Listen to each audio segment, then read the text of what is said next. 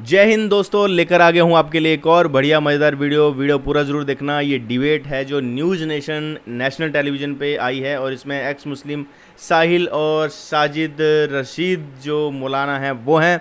तो इनके बीच में पूरा डिस्कशन है, इसको सुन लेते हैं। डिस्कशन को सुनने के बाद मैं अपनी रिएक्शन, अपनी प्रतिक्रिया, अपने व्यू भी बताऊँगा। तो वीडियो को पूरा ज़रूर देखिएगा, तभी आपको पूरी जानकारी मिलेगी। तो बिना कुछ देर के लेट्स स्टार्ट।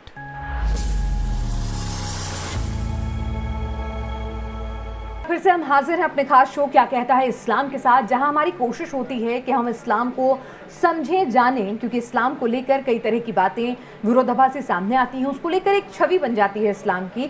तो हम ये समझना चाहते हैं इस्लाम के जानकारों से आखिर कई अहम मुद्दों को लेकर वाकई में इस्लाम से जुड़ी किताबों में क्या कुछ लिखा है, उसके जानकार उस पर ज़्यादा रोशनी डालें ताकि पता चल सके आखिर इस्लाम कहता क्या है। इस्लाम प्रोग्रेसिव है, रिग्रेसिव है, इस्लाम कट्टरपंथ को बढ़ावा देता है, या इस्लाम में बहुत ज़्यादा गुंजाइश है लोगों के पास। तो तमाम चीज़ों को हम एक एक कर परख रहे हैं। हमारे साथ खास मेहमान लगातार जुड़ते हैं। आज हमारे साथ दो खास मेहमान जुड़ रहे हैं। हमारे साथ मौलाना साजिद रशीदी जी हैं, प्रेसिडेंट हैं ऑल इंडिया इमाम एसोसिएशन के, और हमारे साथ साहिल हैं जो खुद को एक्स मुस्लिम कहते हैं, और दोनों इस्लाम के जानकार हैं। दोनों से हम अलग अलग मुद्दों पर बात करेंगे। और आज का जो सबसे पहला मुद्दा है, जो ज्वलंत मुद्दा है, वो है कि क्या इस्लाम में आलोचना की गुंजाइश नहीं है।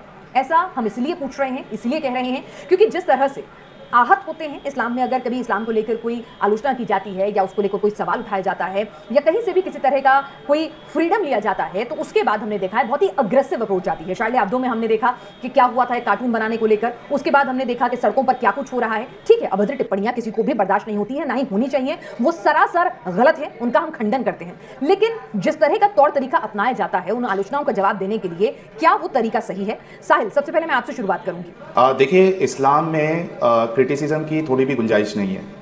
अगर आप क्रिटिसाइज करते हो या ब्लास्फेमी करते हो या कुछ और सबसे बड़ा प्रॉब्लम यह है कि ब्लास्फेमी की कोई डेफिनेशन नहीं है इस्लाम में। अगर आप सिर्फ हज़रत मोहम्मद साहब को सिर्फ रसूल भी कह दे तो वो किसी के नज़दीक ब्लास्फेमी हो जाएगी। अगर आप वो बात कर दे जो लिखी हुई है, जैसा नुपुर जी के साथ हुआ है, तो वो भी ब्लास्फेमी हो जाती है। हालांकि वो लिखी हुई बात है और लोग उसको मानते हैं। तो इस्लाम में ब्लास्फेमी की कोई डेफिनेशन नहीं है। हर कोई अपने हिसाब से आपकी बात को ब्लास्फेमी बना देगा, और जो ब्लास्फेमी करता है या क्रिटिसाइज करता है, इस्लाम के नज़दीक उसकी सजा जो है वो मौत है, कत्ल है, सरतन से जुदा है भी बात है, और लोग उसको मानते हैं। तो इस्लाम में ब्लास्फेमी की कोई डेफिनेशन नहीं है। हर कोई अपने हिसाब से आपकी बात को ब्लास्फेमी बना देगा, और जो ब्लास्फेमी करता है या क्रिटिसाइज करता है, इस्लाम के नज़दीक उसकी सजा जो है वो मौत है, कत्ल है, सरतन से जुदा है। साजिद रशीदी साहब, हम आपसे समझना चाहेंगे कि ठीक है, हमने देखा है कि कई बार और धर्मों को लेकर भी, बिल्कुल बार बार मैं एक ही बात कहूंगी कि किसी भी धर्म की जो निशानियां हैं, उनकी जो होली बुक्स हैं या फिर उनके जो ईस्ट हैं, उनकी किसी भी तरह से आलोचना करना या उनको आहत करना या उसको लेकर अपशब्द बोलना, उसका हम खंडन करते हैं, किसी भी तरह से उसका हम समर्थन नहीं करते हैं। लेकिन हमने देखा है कि और धर्म में भी इस तरह की आलोचनाएं कई बार होते हैं, इस तरह की चीजें लोग अपनी नाराजगी भी जाहिर करते हैं। तो लेकिन फिर भी जिस तरह से इस्लाम को जोड़ा जाता है कि वहां बिल्कुल भी ये बर्दाश्त नहीं है, क्या ऐसा है?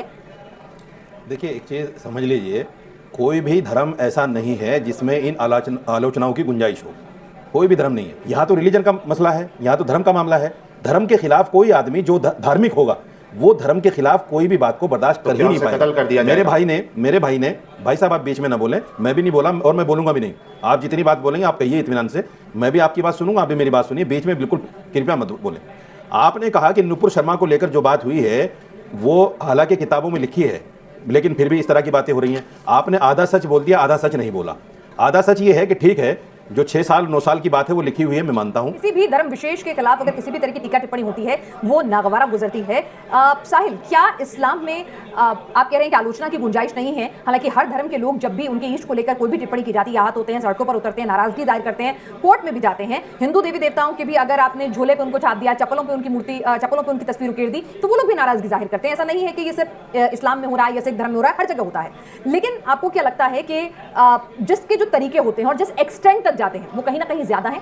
आप क्रिटिसिज्म की बात कर रही है। इस्लाम की टेक्स्ट के मुताबिक अगर कोई इस्लाम छोड़ भी देता है तो उसके लिए भी कत्ल की सजा है। तो यहाँ पे ये जो दायरा है इतना कम है कि आप इसमें कुछ कर ही नहीं सकते। यानी एक इंसान अगर इस्लाम नहीं मानना चाहता, उसको वो सही नहीं लग रहा, तो उसको कत्ल की सजा क्यों मिले? मैं जवाब दूं? ये मेरा सवाल है। देखिए मौलाना साहब से। जी मैं बता रहा हूँ भाई साहब, कुरान में कहीं नहीं लिखा है कि अगर कोई इस्लाम को छोड़ दे तो उसकी सजा कत्ल है। कहीं नहीं लिखा है। अगर एक आयत आप कोड करके बता दें। नंबर 1। हाँ, इतना जरूर कहा है कुरान ने, इन्नल मुनाफिकीना फी दरकिल अस्फली मिनन नार। हदीसों को नहीं मानते? अरे भाई फिर बीच में बोल रहे हैं आप, ये बीच में बोलने वाला शोषा छोड़ दीजिए साहब। साहिल, आपके पास कोई रेफरेंस है कहां पर कहा गया है ऐसा, ताकि वो बता सके आपको काउंटर कर सके? एक मिनट सुनिए, देखिए दो बातें होती हैं, एक होती है इफहाम व तफहीम। इफहाम व तफहीम का मतलब समझना समझाना, एक होता है सामने वाले को नीचा दिखाना। जो आदमी ये सोच लेकर बैठता है कि मुझे सामने वाले को नीचा दिखाना है, तो फिर वो ऐसे कुतर्क लेकर आता है जिन कुतर्कों की कहीं गुंजाइश नहीं होती। मेरा मानना सिर्फ ये है कि अगर हम बैठें सिर्फ इस्लाम में क्या कमी है या क्या खामी है आपकी नज़र में, और मैं उसका जो बेहतर से बेहतर जवाब दे सकता हूं, आप मुझे पूछिए, बिल्कुल मैं आपको जवाब दूंगा। लेकिन ये कह देना कि साहब इस्लाम में बिल्कुल गुंजाइश नहीं, मुझे आप एक चीज़ बताइए, वो नबी जिस नबी के ऊपर एक बुढ़िया कूड़ा डाला करती थी रोज़ाना, और कुछ मुद्दत के बाद में वो बुढ़िया बीमार हो गई और कूड़ा ऊपर से नहीं आया, तो आप उसकी तीमारदारी के लिए चले जाते हैं। वो नबी जिसने ये कहा हो कि अगर आपका पड़ोसी भूखा रह जाए और आप पेट भर हैं तो आप मुसलमान नहीं हो सकते।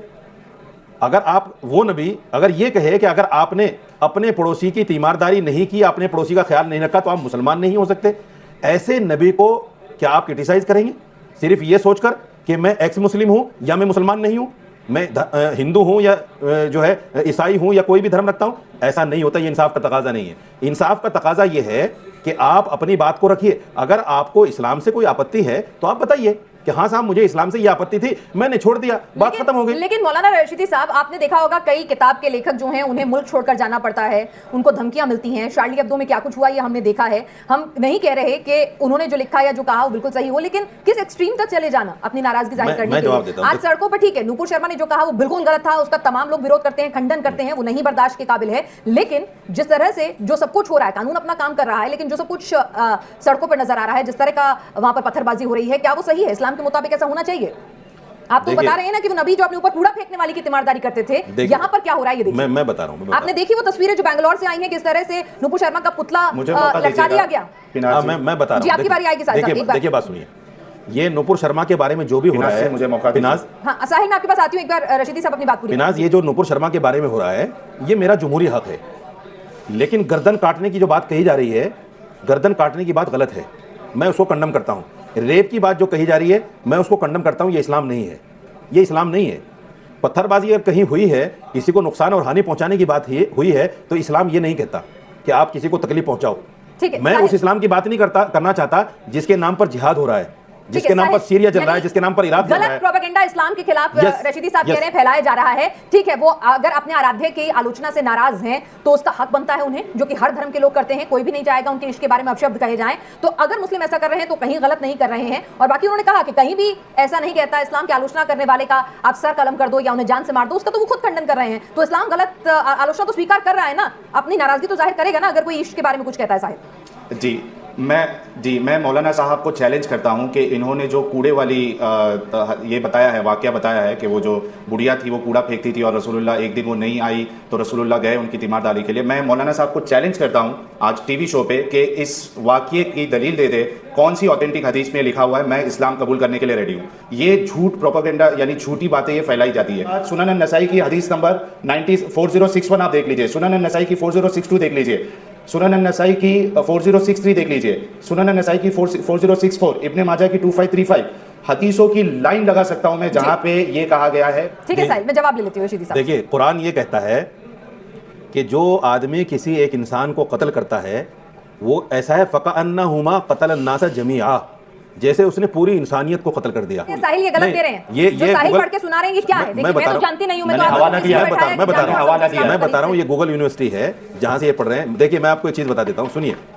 अरे भाई ये गूगल यूनिवर्सिटी है, इसको छोड़ दीजिए, यूनिवर्सिटी नहीं है, मैं इस पर ईमान नहीं रखता। आपके सुनिए इसको छोड़ दीजिए मेरे भाई, मेरी बात सुनिए। मैं गूगल यूनिवर्सिटी पर ईमान नहीं रखता, बिल्कुल नहीं रखता। आप लाख बार भी दिखाएंगे जब भी इसको जूम करके दिखाइए। नहीं मैं, अरे भाई साहब गूगल यूनिवर्सिटी नहीं है, हदीस की किताब है। मैं गूगल यूनिवर्सिटी पर ईमान रखता ही नहीं हूं, छोड़ दीजिए। हदीस है, साहिल मेरे भाई नसाई का हवाला दिया है, बुखारी का हवाला दिया है, मुस्लिम का हवाला दिया है। अच्छा सुन दो, ठीक है साहिल उनको भी बोलने दीजिए। सुनिए इस तरीके से नहीं चलेगा मौलाना साहब, या तो कह दीजिए कि जितनी सही हदीस है। सुनो जी सुनो, मिसाल मशहूर है, एक साहब ने कहा कि भाई जो आदमी 2 और 2 4 साबित कर देगा मैं अपना सब कुछ हार जाऊंगा, यहाँ तक कि अपनी बीवी भी हार जाऊंगा। बीवी ने कहा बेवकूफ, 2 और 2 तो कोई भी 4 साबित कर देगा, क्या तू मुझे भी हार जाएगा? उसने कहा बेवकूफ मैं नहीं हूं, तू है। बोले कैसे? बोले ऐसे कि मैं मानूंगा ही नहीं ना, मैं कहूंगा 2 तो 5 होते हैं। अगर आप ये नजरिया लेकर बैठे हो कि मुझे मौलाना साहब की कोई बात माननी ही नहीं है, तो फिर मैं आपको नहीं समझा सकता। फिर अगर मैं पूरा कुरान भी आपको पढ़ के सुना दूं, पूरी हदीस आपको पढ़ के, तो आपको तो मानना ही नहीं है ना मेरे भाई। दूसरी बात सुनिए, वो नबी जो लड़ाई में भी, लड़ाई के मैदान में भी ये कहता हो कि बूढ़ों पर हाथ नहीं उठाना, औरतों पर हाथ नहीं उठाना, बच्चों को कुछ नहीं कहना, वो क्या ये कह सकता है कि जो ईमान न लाए उसको मार दो, कत्ल कर दो? बिल्कुल नहीं कह सकता। कंडेमनेबल। तो साहिल जिस किताब का रेफरेंस दे रहे हैं, जिस हदीस का रेफरेंस दे रहे हैं, वो गलत है। हदीस, अरे ये भाई गूगल यूनिवर्सिटी है। अच्छा। आप बुखारी किताब लाइए ना उठा के, सुनन अबू दाऊद किताब लाइए उठा के। साहिल एक छोटी टिप्पणी आपसे, फिर अगले मुद्दे पर आएंगे। मैंने हवाला दिया है।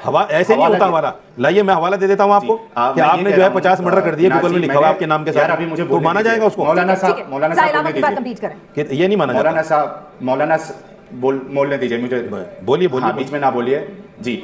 पिनाज जी, जितने लोग देखेंगे, जितने मुसलमान देखेंगे, सब लोगों को ये पता चलेगा कि मैंने जो हदीसें बताई है बिल्कुल ऑथेंटिक है, और मौलाना राशिदी साहब जो है जबरदस्ती इससे पीछे छुड़ा है। दूसरी बात, इन्होंने जो कचरे वाली हदीस कचरे वाला जो वाकया बताया था इन्होंने, उसकी दलील इन्होंने नहीं दी। अभी हंसने से नहीं चलेगा। आप बहुत गुस्से में लग रहे हैं मुझे, और ये बात जो बताना चाह रहे हैं ना, आप गुस्से में बताना चाह रहे हैं कि ऐसा क्यों है। एक आयत को क्लियरिफाई कर लीजिए साहिल भाई, एक आयत को क्लियरिफाई कर लीजिए। शायद आपको ये नहीं पता कि हर आयत का एक शान नुज़ूल है। शान नुज़ूल का मतलब ये होता है पिनाज कि जो आयत जब ज़रूरत हुई उसके पीछे आगे क्या क्या प्रतिक्रियाएं रहीं, क्यों वो आयत आई, किस बिना पर ये कहा गया, वो चीज़ें शान नुज़ूल में कोड की जाती हैं। मेरे साहिल भाई को शायद कुरान की तफसीर के बारे में ज़र्रा बराबर भी इल्म नहीं है। अगर ये इल्म तफसीर को पढ़ लेते, तो इस तरह के सवाल ही नहीं उठाते। इन्होंने इल्म तफसीर को पढ़ा नहीं है। यहाँ मेरे पास इस मुद्दे पर बातचीत करने के लिए भी वक्त की इतनी ही गुंजाइश थी, तो मैं चाहूंगी कि आप दोनों ने अपने अपने व्यू पॉइंट्स रखे हैं। ठीक है, किसी भी धर्म में कोई भी